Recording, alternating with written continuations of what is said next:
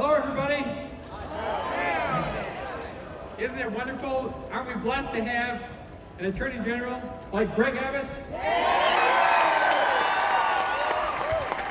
Thank you, General Abbott, for all you're doing for the great state of Texas. My name's Joe Pojman. I'm Executive Director of Texas Alliance for Life. Welcome to you all here. This is really a statewide effort, and I want to thank all of the 57 members of the host committee that come together to put this on. Their booths are down there after we end. Please visit them and get information. There is a petition against coerced abortions that we're circulating, and I want to encourage you to sign this. This is we're all becoming aware of what a terrible problem this is.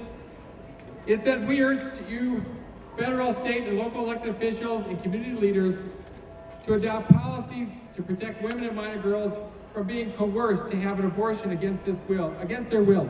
Who could object to this? Please sign this petition. We need to get this done next legislative session.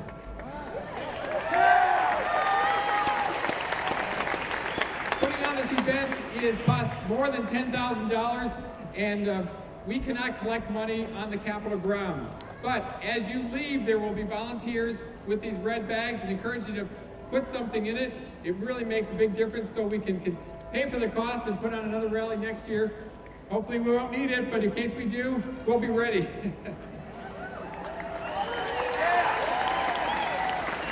The gains made by the legislature and signed by the Governor, Rick Perry, are vast. We've defunded Planned Parenthood $29 of $31 million per year.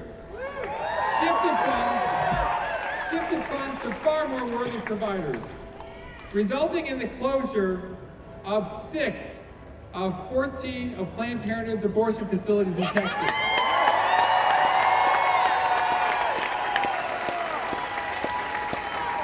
The sonogram bill, which gives women information about abortion and their unborn children at least 24 hours before the abortion, so they can make an informed choice, so they can make an informed decision without undue pressure. The Choose Life license plate, now on the road, and thousands have been sold, that promote adoption as a compassionate alternative to abortion.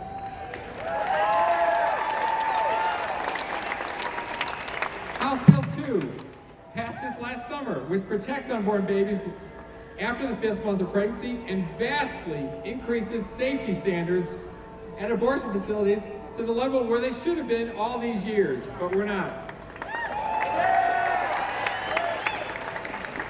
I have the honor of recognizing some of the elected officials who are responsible, who spent the hours here in the Capitol to get these gains done. And I want to recognize some of the House members who are here who did that. They spent countless hours up there in the House chambers debating this bill, fighting for life. I want to have you come up here one at a time. Representative Tony Dale, we're going to do an alphabetical order, from Cedar Park.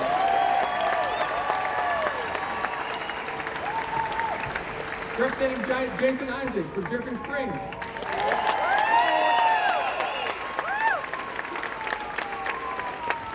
Representative Susan King from Abilene.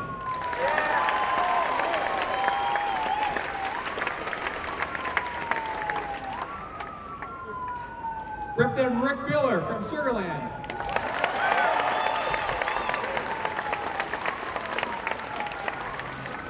Representative Larry Phillips from Sherman, and also the sponsor of the Choose Life license plate. Representative Ralph Sheffield from Temple.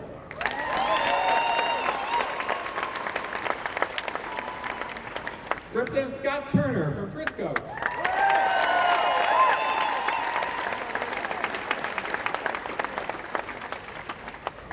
Sherry Workman representing her husband, Paul Workman, from Spicewood.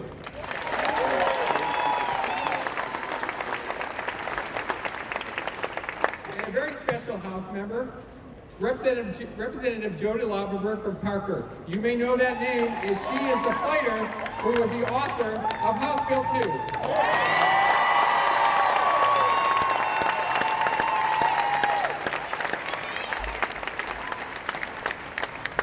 Aren't we fortunate to have Attorney General, soon to be the next governor of our state.